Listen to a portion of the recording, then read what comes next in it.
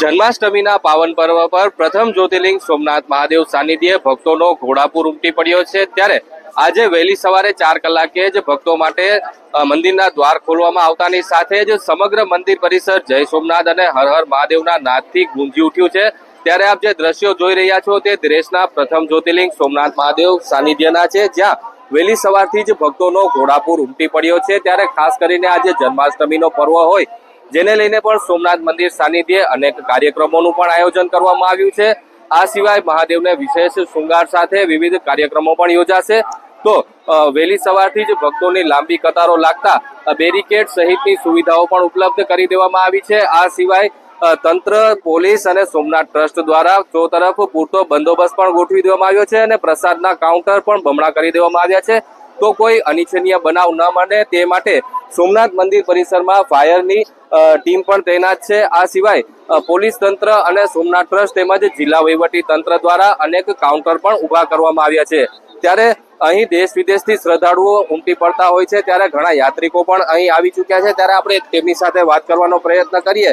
જી sir, આપ ક્યાંથી આવ્યા છો? હર હર મહાદેવ! ક્યાંથી આવ્યા છો? અમદાવાદથી। શું આજે મહાદેવના દર્શન કર્યા, કેવી અનુભૂતિ? બહુ સરસ, બધા મંદિર કરતા અહીંયા બહુ સારું લાગ્યું મંદિર। અગાઉ તમે આવ્યા છો અહીં? કાલ રાત્રે જ આવ્યા છે અહીંયા। આની પહેલા તમે? ના, આની પહેલા ને ફર્સ્ટ ટાઈમ જ છે અમે લોકો। કેવી લાગી સુવિધા? બહુ સરસ છે સુવિધા, સ્વચ્છતા, ટ્રસ્ટની સુવિધા, બધું જ સારું એવું છે અને મેનેજમેન્ટ અહીંયાનું બહુ સારું છે।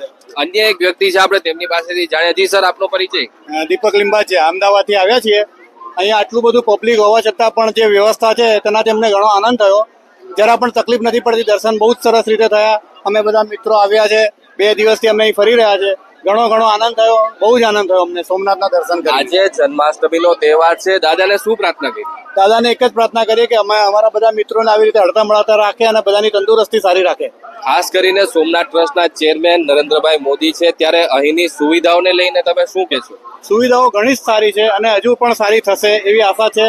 પણ આ જે છે એ ઘણી સારી છે અને અમને ઘણો આનંદ થયો। બધા મિત્રો અમે છીએ જે દર્શન કર્યા અને ખૂબ સોમનાથ મહાદેવના આભાર માનીએ છીએ કે અમને દર્શન કરવા મળ્યા। ધન્યવાદ, થેન્ક યુ। તો અહીં લોકો દર્શન કરી અને સુવિધાઓથી પણ પ્રભાવિત થઈ રહ્યા છે। તો બીજી તરફ સોમનાથ મંદિરના પાર્કિંગ પણ એક અંશે ફૂલ થઈ ચૂક્યા છે। ખાસ કરીને વીઆઈપી પાર્કિંગના પણ તમને દ્રશ્યો બતાવવાના પ્રયત્ન કરીએ। વીઆઈપી પાર્કિંગ પર લગભગ 50%થી વધુ સુધી ભરાઈ ચૂક્યા છે, પરંતુ હજુ પણ ભક્તોનો પ્રવાહ આવી જ રહ્યો છે। ત્યારે મોડી સાંજ સુધી હજારોની સંખ્યામાં યાત્રિકો સોમનાથ મહાદેવના પ્રત્યક્ષ દર્શન કરી ધન્યતા અનુભવશે અને ભક્તોને કોઈ પણ અગવડતા ન પડે તે માટે ખાસ કરીને ટ્રસ્ટ, પોલીસ તંત્ર અને જિલ્લા વહીવટી તંત્ર દ્વારા સુવિધાઓ ઉપલબ્ધ કરી દેવામાં આવી છે।